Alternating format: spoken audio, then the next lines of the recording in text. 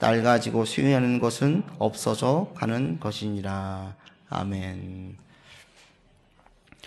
우리가 신앙생활을 잘 하려면, 또 신앙이 막 성장하려면 여러 가지가 필요합니다. 그래서 교회마다 그 교회 안에서 성도들이 신앙 성장하는 데 필요한 것들을, 다양한 프로그램들을 이용하기도 하고, 그리고 그 교회에서 특별하게 더 강조되어지는 것들이 교회마다 있어요. 어느 교회에서는 철야를 대단히 강조하고, 또 어느 교회에서는 새벽 예배를 대단히 강조하고, 또 어느 교회에서는 성경 공부를 대단히 강조해요. 또 어느 교회에서는 찬양을 대단히 중요하게 여겨서 찬양이 온갖 세션을 갖추고 아주 풍성하게 하는 교회들도 있습니다. 그리고 어느 교회에서는 주일 성수를 교회 봉사로 강조해서 하기도 하고, 선교를 강조해서 선교를 계속 나가기도 합니다. 다 필요해요. 다 도움이 돼요. 신앙생활에 있어서 가장 중요한 것이 뭐냐? 찬양이냐, 기도냐, 성경이냐, 신앙서적이냐, 봉사냐, 선교냐, 여러 가지를 얘기할 수 있지만 사실은 이것들이 다 필요하긴 하지만 이게 본질은 아니에요. 그럼 본질은 뭐냐? 무엇이 신앙생활할 때 가장 필요하냐? 그게 이제 오늘 본문에서 얘기해주고 있습니다. 그것을 이야기할 때 새 언약을 설명하면서 그 가운데에서 신앙생활할 때 정말 중요한 본질, 우리가 절대 놓치면 안 되는 두 가지를 얘기하고 있어요. 그것들을 같이 나누면서 여러분이 신앙생활할 때 정말 강조할 것을 강조하고, 우리 교회도 그것들을 계속 강조해 나가면서 우리의 신앙이 잘 성장할 수 있기를 바랍니다. 새 언약을 나누기 전에 먼저 이 새 언약이라는 말이 어디 나오냐면 예레미야 31장이 처음에 나와요. 예레미야 31장의 내용은 예루살렘의 멸망의 시기를 다루고 있는 장이 예레미야 31장이에요. 그러니까 남유다가 완전히 멸망했다. 북이스라엘이 멸망했고 남유다도 멸망한다. 이 예언할 때 예레미야는 눈물의 선지자라고 이야기하죠. 나라가 망해가는 것을 보고 예언을 했어요. 망해갈 때에 예레미야에게 하나님께서 말씀을 주시면서 보라, 날이 이르리니 내가 이스라엘 집과 유다 집에 새 언약을 맺으리라. 이 말씀의 근거에서 오늘 우리가 가지고 있는 성경이 구약과 신약으로 나누어지죠. 구약은 the Old Testament, 옛 언약이고, 신약은 the New Testament, 새로운 언약이에요. 이 출발의 처음에 기준이 어디 나왔냐면 예레미야 31장에 있다라는 거예요. 근데 오늘 본문에서 다시 한번 그 얘기를 하고 있어요. 그러면서 마지막 절에도 새 언약의 말씀하셨으며 이렇게 하면서 새 언약을 다시 한번 얘기하십니다. 옛 언약과 새 언약의 차이를 보면 우리가 그 상황이라든지 그 차이를 보면 확실하게 차이를 볼 수 있는데, 옛 언약은 모세를 통해서 이스라엘 백성에게 준 거예요. 그리고 그 백성들은 어디에 있었냐면 이집트에서 종살이하다가 나왔어요. 그리고 지금 약속해 주신 땅으로 가고 있는 상황이에요. 그때 하나님께서 주신 말씀이 구약이에요. 옛 언약이에요. 이것은 그들이 그 땅에서 살아가는데 필요한 가장 기본적인 언약이죠. 기본적인 것들을 주신 겁니다. 사실 이 언약을 지키는 것은 어렵지 않아요. 지금으로 말하면 기본적인 윤리, 가장 최소한적인 것이라는 것을 알 수 있습니다. 이걸 지키라고 얘기해 주셨어요. 이게 구약이었고, 신약은, 오늘 우리에게 주신 새 언약은 차이가 뭐냐면 예수님을 통해서 온 인류에게 죄의 종이 되지 않도록, 거기서 자유인이 될 수 있도록 그 방법을 얘기해 주는 게 새 언약이에요. 구약은 대상이 이스라엘 백성만인 줄 알았습니다. 그리고 예레미야를 통해서 새로운 언약을 주셨습니다. 새 언약은 멸망한 이스라엘 가운데 새로운 소망을 주시겠다는 거예요. 그 새 소망이 이스라엘 백성들에게 제한되어 있다라고 생각을 했었는데 알고 보니까 이스라엘 백성이 아니라 온 인류라는 거죠. 그것을 예수님의 부활 승천 이후에 서서히 제자들이 알게 된 거예요. 그래서 온 인류의 복음을 증거하고 이것이 바로 새 언약이라고 얘기했습니다. 그러면서 새 언약의 중요한 두 가지를 얘기하는데, 그게 오늘 보면 10절에 나와 있죠. 이게 이제 옛 언약과 구약과 신약의 가장 큰 차이라는 겁니다. 10절 같이 읽겠습니다.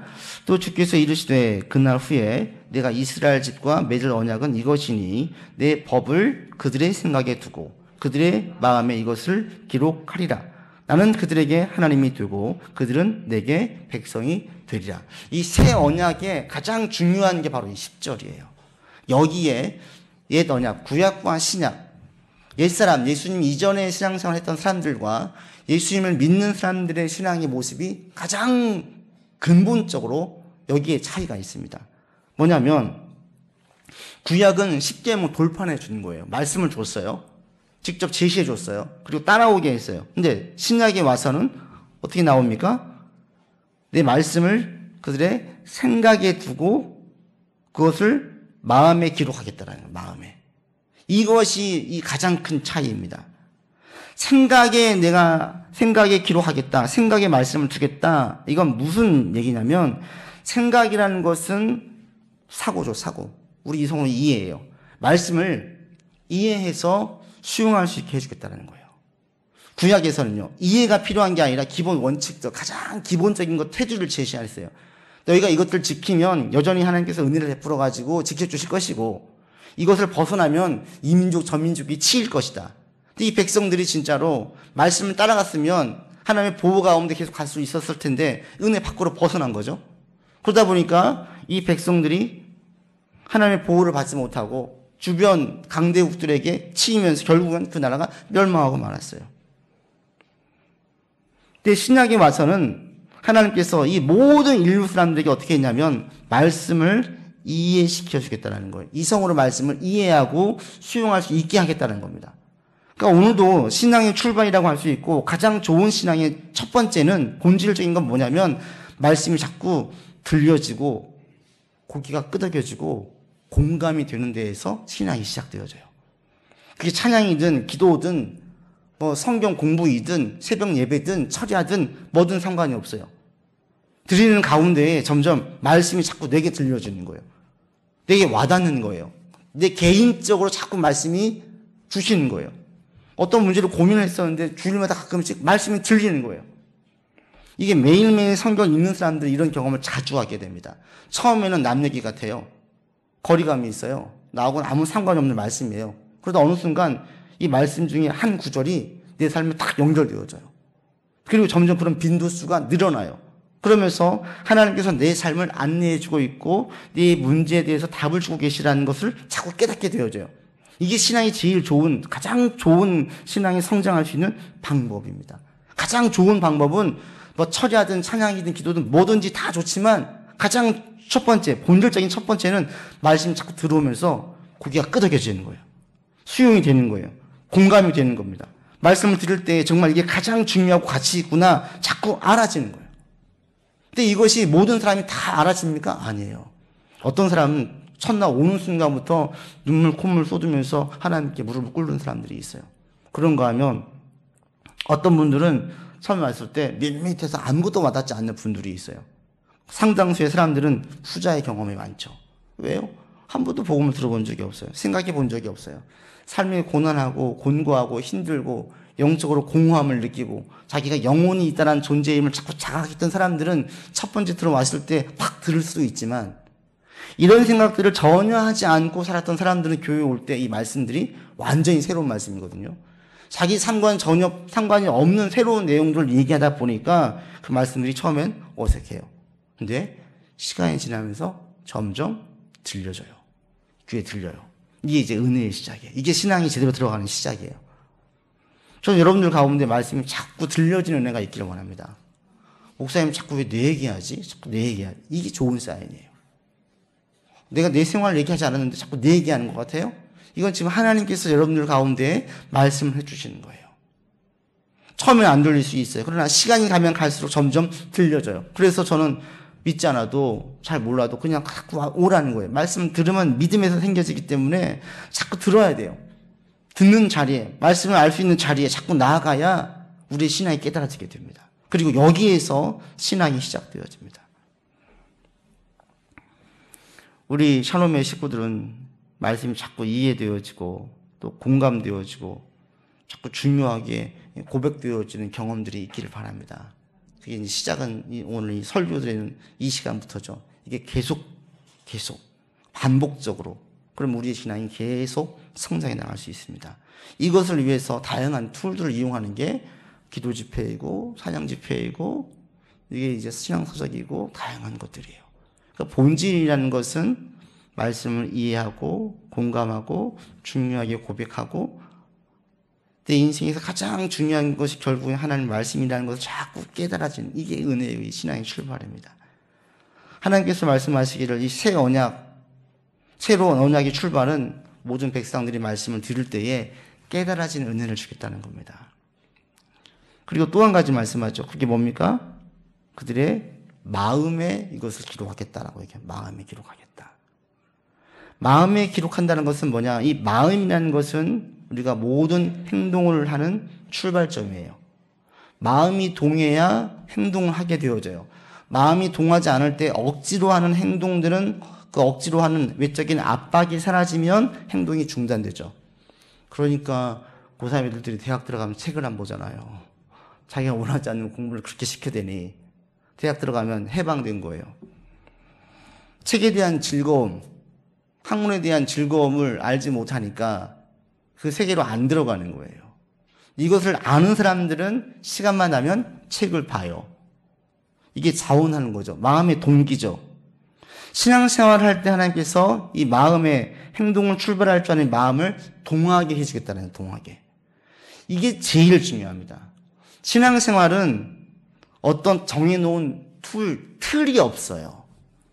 A라는 성도가 이런 방법을 통해서 신앙이 성장했다고 해서 B라는 성도가 따라가면 똑같이 신앙이 성장하느냐? 아니에요. 그럼 뭐예요? 이 부분이에요.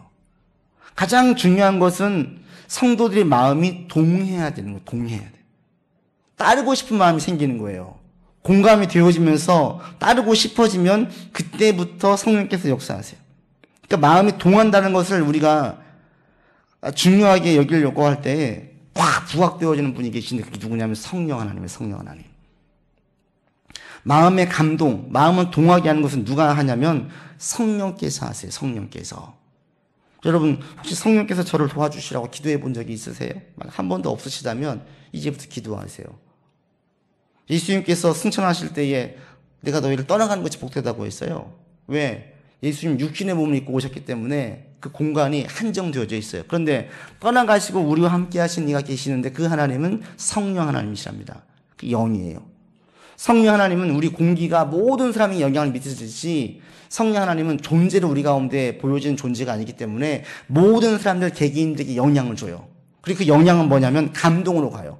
바울도 그 얘기를 합니다. 고린도후서 3장에서 율법과 성령을 대조하면서 사역 가운데 나타나는 능력들이 뭘로 하냐? 성령이 한다는 거예요. 성령.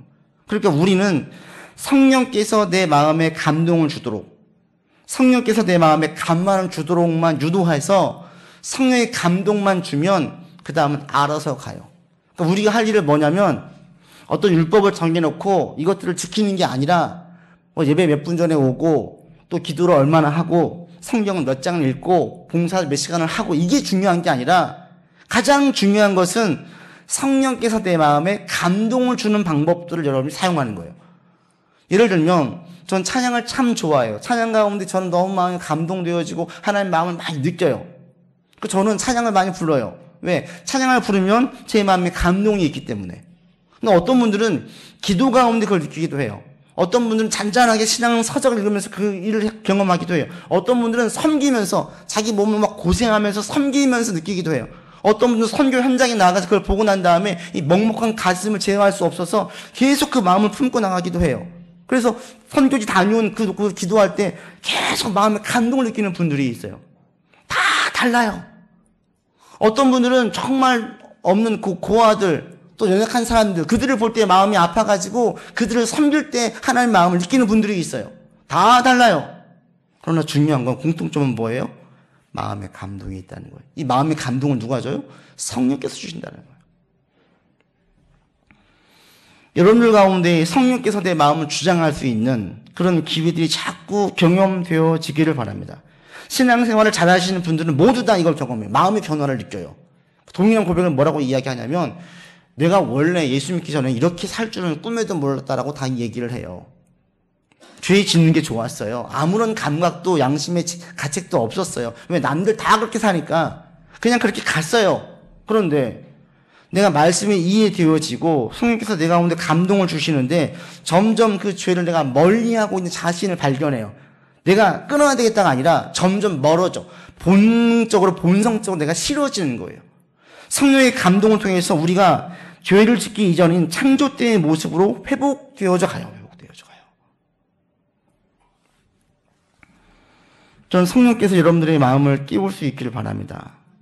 성령이 우리 가운데 감동을 주면요, 우리의 무뎌진 양심이 깨어나요. 오늘날 양심이 무뎌져 있는 자가 얼마나 많은지 모릅니다.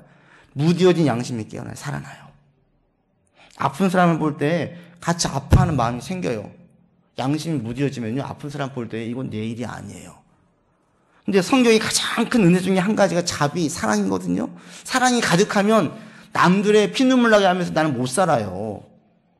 남들의 아픔이 되게 크게 전가되니까 이 고통 때문에 발 뻗고 못 자는 거예요. 근데 왜 큰 죄를 지은 사람들 남의 눈에 피눈물 나게 하면서 잠을 잘 자요? 그 고통이 와닿지 않은 거예요. 자기 전혀 힘들지 않으니까 자는 거예요. 그러나 하나님의 인애와 사랑이 가득한 사람들은 그럴 수가 없어요. 성령께서 그렇게 안 해요. 우리 마음에 감동을 주사 누군가 내가 나 때문에 피눈물 흘리고 났으면 내 마음도 너무 아파요. 너무 괴로워요. 그래서 그 짓을 하고 못 살겠는 거예요. 남들 볼 때는 돈을 많이 벌지 모르고 남들은 아이고 올려줄지 모르겠는데 내가 죽겠어요. 내가. 그래가지고 점점 본인이 그것을 멀리하게 되어져요. 이게 은혜예요. 어떤 분들은 상처받은 심령들이 치유되기도 합니다. 오늘날 상처받은 사람들이 얼마나 많아요? 이 상처가 상처로 끝납니까? 아니에요. 이 예민한 게 또 다른 사람에게 또 다른 가시돋친 말로 또 다른 상처를 줘요. 근데 성령께서 우리의 마음을 어루만져 주셔가지고 치유되어지면 이게 상처가 씻겨지면서 다른 사람들에게 쓴 가시돋친 소리가 아니라 은혜의 말들이 나가는 거예요. 또 다른 피해를 주는 것이 아니라 회복시키는 피스메이커가 되는 겁니다. 전 성령께서 여러분들의 마음을 이렇게 주장할 수 있기를 바랍니다. 또는 기도할 때, 마지막 기도를 드릴 때에 이렇게 기도하세요. 성령 하나님, 저의 마음을 주장해 주십시오. 그리고 하나님의 마음이 제 마음에 와닿게 전가시켜 주십시오. 그리고 아버지의 마음으로 제가 사람들을 바라보고 상황을 이해하고 살아갈 수 있도록 인도해 주십시오. 이게 가장 중요해요. 그러면 그 마음 가운데 자원하는 마음이 생겨요. 자원하는 마음이 바로 신앙을 바르게 시작할 수 있고 더 추진력일 수 있는 이 동력이 돼요. 자원하는 마음이. 제 가운데 자원하는 마음을 주십시오. 그 마음 가지고 제가 생활할 수 있도록 인도해 주십시오. 이렇게 기도하면서 나갈 수 있기를 바랍니다. 새 언약의 가장 중요한 두 가지는 뭐냐면 바로 이거예요. 생각과 마음에서 신앙생활이 생각과 마음에서 먼저 시작된다는 거예요. 그러니까 신앙생활을 바르게 하기 위해서는 어떤 가이드라인을 딱 제시해 놓고 기본적인 법칙들을 정해놓고 이 계명들을 지키십시오. 이게 출발이 아니에요. 첫 번째, 말씀이 자꾸 들려지는 거예요. 두 번째, 마음에 감동을 주는 거예요. 울컥울컥 하거나 찔림이 있거나 또는 막 갑자기 눈물이 쏟아지거나 다양한 식으로 마음의 감동이 여러분 가운데 계속 있어야 돼요. 그래서 우리의 겉사람은 후패하지만 우리의 속사람은 날마다 새롭다는 의미가 여기입니다. 육체는 쇠해져 가요. 늙어져 가요. 근데 마음은 어린아이 피부처럼 계속 부드러운 거예요. 계속 부드러워요. 누가? 성령께서 우리 마음에 감동을 주시면 계속 그 마음이 있어요. 여러분, 하나님 부르실 때까지는 계속 이 마음을 유지할 수 있기를 바랍니다. 죄가 이런 우리의 마음을 완고하게 해요. 무엇인가 쏟아지는 이 정욕이, 잘못된 것에 대한 욕심이 우리의 마음을 완고하게 해요. 딱딱하게 만들어요. 세상에 많은 사람들이 겉은 화려하게 살지 모르겠지만 속은 딱딱한 마음을 가지고 사는 사람들이 얼마나 많은지 몰라요. 거기 여러분들이 같이 전염되지 마시고 그들이 주는 상처에 같이 상처받아가지고 같이 완악해지지 마시고 부드러운 마음으로 나갈 수 있기를 바랍니다. 그래서 신앙생활은 내면이 새로워지는 것에서 시작을 합니다. 그래서 내면이 새로워지면 이것이 밖으로 나와요. 리처드 필립스 목사님은 이 마음과 생각을 표현할 때 이렇게 얘기했어요. 마음이 영혼의 성소라면 생각은 마음의 현관이다. 우리 영혼의 가장 거룩한 장소가 마음이에요. 근데 이 마음을 여는 현관이 바로 생각이라는 거예요. 그래서 이번 한 주간 살 때 여러분들 어떤 생각을 내가 머리에 담고 있느냐가 대단히 중요합니다. 어떤 생각을. 누가 했던 말을 담고 살면 그게 내 영혼에 계속 영향을 주고요. 하나님 말씀을 깨달아 이해가 되어지면서 말씀을 담고 있으면 그 말씀이 내게 계속 좋은 쪽으로 영향을 줍니다. 여러분들 그 무엇보다도 하나님 말씀이 내 생각에 딱 잡혀가지고 이것들을 가지고 살 수 있는 여러분 되기 바랍니다. 아멘. 새 언약을 주신 이유가 있습니다. 가장 중요한 것은 첫 번째 생각과 마음이라고 했는데 하나님께서 이것을 주신 이유는 여러분 오늘 10절에 한번 보십시오. 다시 한번. 10절 하반절에 이렇게 나와져 있죠. 나는 그들에게 하나님이 되고 그들은 내게 백성이 되겠다라는 거예요. 새 언약은 뭐냐면 하나님께서 그들이 누구겠습니까? 온 인류, 열방의 모든 사람들이죠. 이 모든 사람들에게 친히 개인적으로 하나님이 되겠다. 이것은 하나님이 인간과 개인적이고 직접적인 교제를 하겠다라는 거예요. 이전에는 계속 지금 히브리서 가운데 강조되었던 것 중 한 가지가 대제사장이었죠. 대제사장을 통해서 예수님께 나아갈 수 있었어요. 근데 이제는 대제사장이 필요가 없게 되었습니다. 예수님을 통해서 직접 하나님께 나아갈 수 있게 되었어요. 그래서 우리의 신앙생활이라는 것은 개인적이고 직접적으로 하나님과 교제를 하게 된 거예요. 이게 가장 큰 이 언약의 축복이라는 거예요. 그리고 여기에 대한 중요성은 지난번에 말씀을 드렸습니다. 하나님을 아버지라고 부르는 게 얼마나 의미 있고 특권인지 특혜인지 또 여러분들 이걸 계속 인식하면서 아버지라고 부를 때에 이것이 얼마나 많은 큰 축복과 특혜를 함의하고 있는지를 여러분들이 알라고 말씀을 드렸어요. 하나님과 친밀한 교제를 맺을 때에 이제 새 언약을 통해서 우리가 하나님과 직접적인 그리고 개인적인 교제를 할 수 있게 되었답니다. 이것을 설명할 때에 12절에 이 이야기를 하죠. 12절 같이 읽어보겠습니다. 내가 그들의 불의를 긍휼히 여기고 그들의 죄를 다시 기억하지 아니하리라. 하나님과 직접적이고 개인적인 교제를 하기 위해서 우리 가운데 가장 큰 걸림이 뭐냐면 죄였어요. 왜? 하나님은 거룩 자체예요. 거룩하신 분에겐 죄를 가지고 나아갈 수 없어요. 그런데 오늘 본문은 그래서 12절에 하나님은 우리의 불의를 긍휼히 여겼고 우리의 죄를 기억하지 않게 되었다고 얘기합니다. 하나님 기억하시는 분이에요. 전지하신 분이에요. 건망증이 없어요. 다 알고 계세요. 근데 어떻게 우리 죄를 기억하지 않습니까? 이 부분을 설명을 할 때 그래서 상업 용어를 씁니다. 빚, 채무, 채권에 대한 얘기를 하는 거예요. 누군가 빚을 졌을 때에 그 채권자는 계속 얘기하죠. 절대 잊지 않습니다. 갚을 때까지. 근데 누군가 대신 갚아주면 그때부터는 잊어버려요. 그런 것처럼 내가 죄를 저질렀지만 예수님이 갚았다. 그래서 우리의 모든 죄가 기억되지 않는다는 의미입니다. 그래서 우리의 죄는 다 기억되지 않아요. 다 용서됐어요.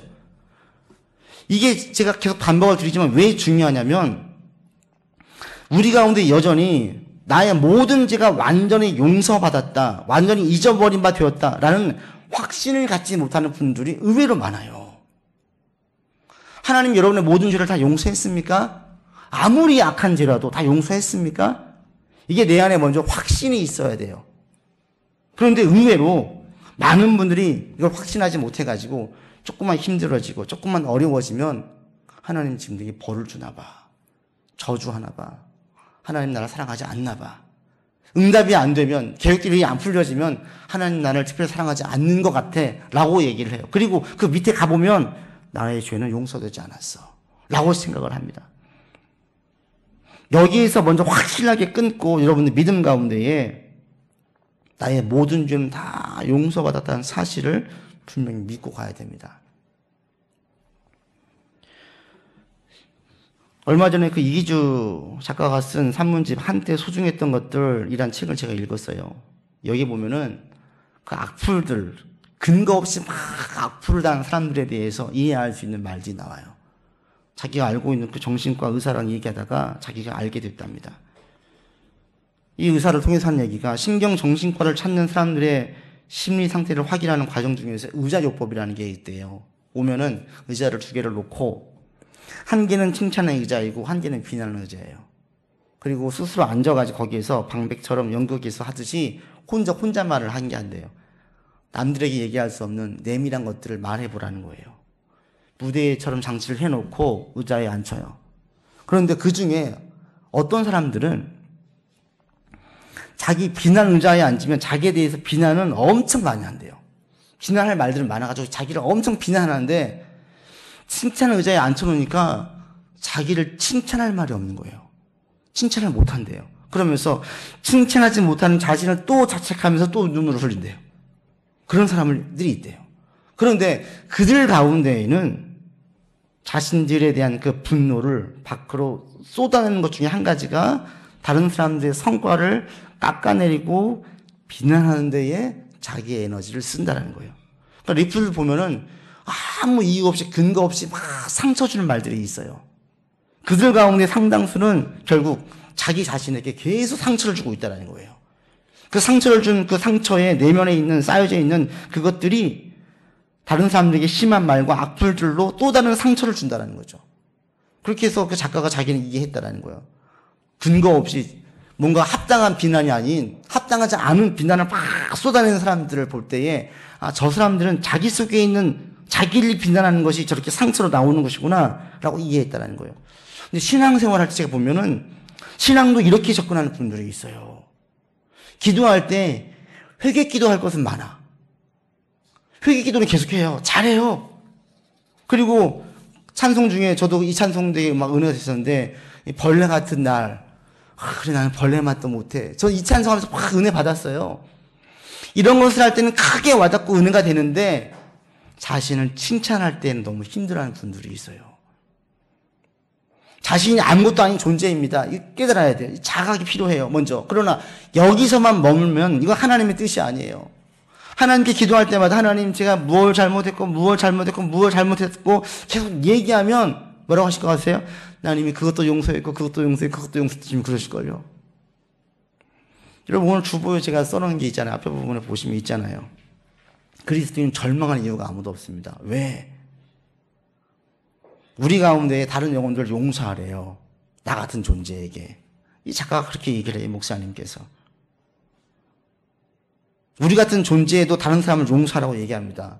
그러면서 우리같이 용서를 잘 못하는 사람도 용서하라고 얘기하신다면 사랑이 한이 없으신 하나님께서는 우리를 용서하지 않으시겠습니까? 아무리 죄를 반복해서 지은들 용서하지 않으시겠습니까? 아무리 하나님을 실망시키는데 하나님 포기하시겠습니까? 저 오늘 아침에 그 생각을 제 스스로를 보면서 했어요. 진짜 하나님 대단하신 분이야. 나를 포기하지 않고 나를 용서해 주시고 계속 이끌어 가시는 거 보면 정말 대단하신 분이야. 오늘 아침에도 씻으면서 그 생각을 했어요. 이것이 우리 가운데 있어야 돼요. 이것이 우리 안에 축복과 자유를 줘야 됩니다. 여러분들 오늘 한번 끝나고 생각을 해보세요. 여러분 스스로 감사한 비난을 해보세요. 비난할 말들이 많으세요? 그 다음 칭찬할 말도 해보세요. 칭찬할 말들이 많으세요? 그리스도 안에서 우리가 비난할 말도 많이 있어야 되고요. 칭찬할 말도 많이 있어야 돼요. 비난할 말은 우리가 이만큼 큰 죄인이라는 자각, 연약한 존재라는 그 자각에서 나오는 비난이고요. 칭찬은 그리스도 안에서 새롭게 되었으면 나와지는 생겨진 축복에 근거한 칭찬이에요. 이 두 가지가 같이 가야 돼요. 한번 해보세요. 어떤 분들은 지나치게 치우쳐져 있는 분들이 있어요. 저도 한때는 그랬어요.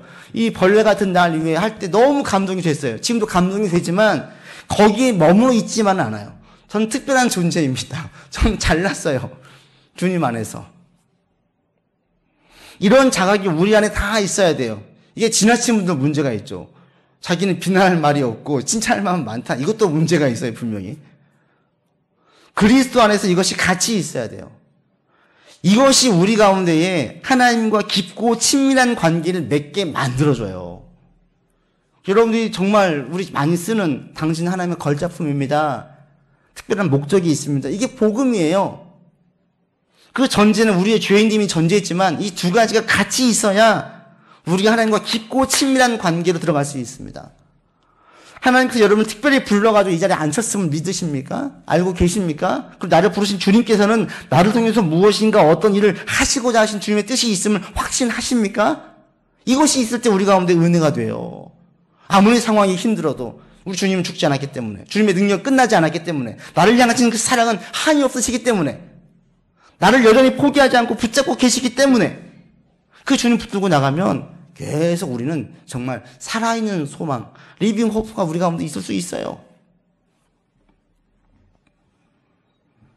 우리의 죄를 기억하지 않으신 주님, 이걸 내가 확신해야 개인적이고 직접적인 교제를 하게 됩니다. 구약의 사람들은 이게 안 되니까 해마다 번제를 드리고 안식일마다 회개의 제사를 드리고 자신들은 하나님 절대로 볼 수가 없고 하나님은 아버지로 부를 수 없는 존재로 여겼어요. 우리는 예수의 보혈로 모든 죄가 다 씻겨졌기 때문에 하나님을 아버지로 부를 수 있게 되었고 하나님께서 나를 특별히 사랑하신다, 보호하신다, 지켜주신다, 나를 통해서 무엇인가를 하실 것이다라는 확신 가운데에서 우리가 삶의 어려운 문제들을 헤쳐나갈 수 있게 되었습니다. 여러분 가운데 이것이 확실한 믿음으로 가질 수 있기를 바랍니다. 아멘. 그리고 여러분들 회개할 때는 정말 통렬하게 회개를 하시고 회개로만 끝나지 마시고 그것이 새로운 감사와 새로운 소망의 기도로 이어져 가지고 같이 가야 돼요.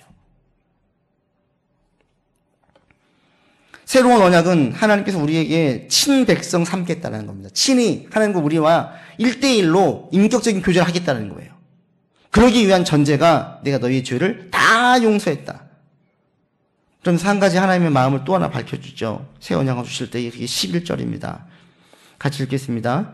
또 각각 자기 나라 사람과 각각 자기 형제를 가르쳐 이르기를 주를 알라 하지 아니할 것은 그들이 작은 자로부터 큰 자까지 다 나를 알미라. 이게 지금 우리나라 말은 이게 꼭 그 현재형 같은데 원어는 이게 미래형이에요. 하나님께서 바란다라는 거예요. 하나님은 각각 자기 나라 사람, 각각 자기 형제를 가르쳐 주를 알라 하지 아니할 것은 작은 자부터 큰 자까지 다 나를 알게 될 것이기 때문이라는 거. 알게 될 것이다. 열방의 모든 사람들이 알게 될 것이다. 어린아이도 알게 될 것이고 어른도 알게 될 것이다.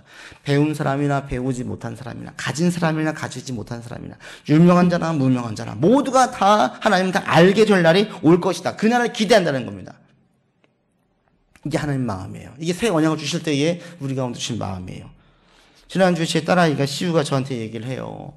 아빠, 우리 반 애들 중에 하나님 모르는 애들 진짜 많아요. 마치 새로운 것을 발견한 것처럼 신기하듯이 얘기를 해요. 자기는 늘 태어나서부터 교회를 다녔으니까 다 그런 줄 알았죠. 근데 가보니까 하나님 모르는, 또 하나님도 몰라. 이게 신기한 거예요, 얘는. 그런데 보니까 그런 애들이 많더래요. 제가 그랬어요. 그러게, 너희 반 아이들이 하나님을 다 알면 참 좋을 텐데. 하나님 믿으면 정말 좋은데, 그지? 어리서부터 아이들 가운데에 성경 말씀이 그들의 삶의 기본 윤리가 되어지고 양심의 틀이 되어지는 것이 얼마나 복인지 아십니까? 말씀을 들으면서 스스로 그것이 자기 삶의 기본 윤리가 돼요. 틀이 세워져요. 그래서 모태신앙인 사람들은 큰 정도를 잘 벗어나지 않아요. 어려서부터 들었던 그 말씀들이 자기 안에 있기 때문에 양심의 가책이 죄를 지으면 양심의 가책이 더 커져요. 그래서 그 정도를 벗어나지 않아요, 잘. 그게 복이죠. 벗어나면 벗어날수록 상처와 아픔은 크기 때문에, 돌아오려면 더 힘들기 때문에. 그래서 이 얘기를 했어요. 그러게 너희 반 아이들이 전부 다 하나님 믿으면 얼마나 좋을까? 그게 제 마음이었어요. 그런데 저보다 더 크게 이런 마음을 가지고 계신 분이 있습니다. 누구세요? 하나님이세요. 여러분이 가족이 구원받기를 원하십니까? 여러분보다 더 크게 마음을 가지고 계신 분이 계십니다. 누구예요? 하나님이에요. 삶의 문제가 해결되기를 원하십니까? 그런 나의 마음보다 더 크게 가지고 계신 분이 계십니다. 누구세요? 하나님이세요.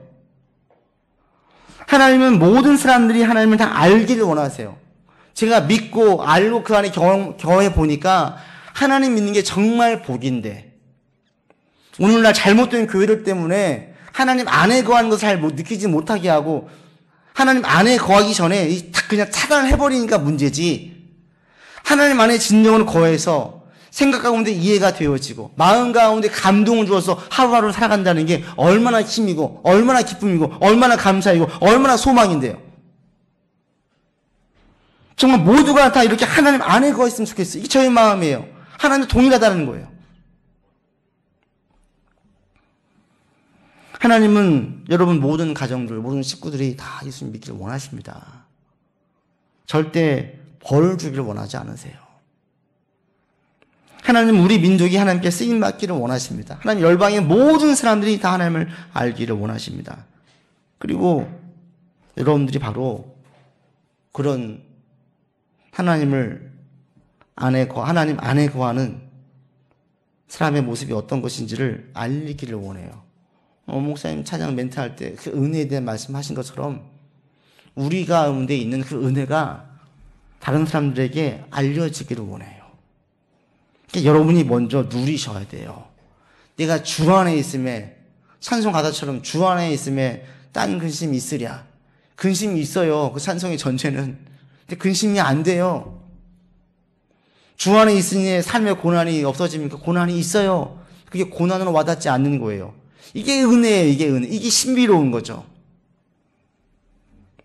여러분들이 먼저 이것들을 경험하기를 바랍니다. 삶의 환경이 변화되어진 것 때문에 감사는 오래가지 못해요. 가장 큰 감사의 시작은 마음의 변화에서 시작되는 감사예요.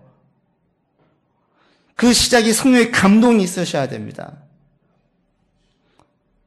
성령께서 여러분의 마음에 감동, 감화를 줄 수 있기 바랍니다. 마음을 여세요. 마음 빗장을 여시고 기도하세요. 성령 하나님, 저를 주장해 주십시오. 제 마음에 감동을 주십시오. 정말 폭포수같이 부어주시는 은혜가 있다라는데 그게 은혜가 뭔지 그냥 완전히 경험하게 해주십시오. 세상이 딴 세상처럼 보이게 해주십시오. 바뀌어요. 그러면 이 시니컬하고 냉소적인 시각도 바뀌어져요. 염세적인 또 회의적인 사고가 바뀌어져요. 저절로 바뀌어져요. 다르게 보이니까 바뀌어질 수밖에요. 근데 그 출발이 뭐냐면 자신이라는 거예요. 나의 모든 죄를 다 용서하셨다. 나를 사랑하신다. 나는 하나님의 자녀다. 여기서 출발을 한다는 겁니다. 전 여러분들을 통해서 여러분 주변 사람들이 하나님을 믿고 싶은 마음이 들었으면 좋겠습니다. 여러분을 보면서 너 진짜 믿고 나니까 뭔가 다르구나. 사람들은 외적인 것만 가지고 이야기하겠죠. 외적인 것도 옵니다. 그러나 출발은 내적인 것에서 시작을 합니다.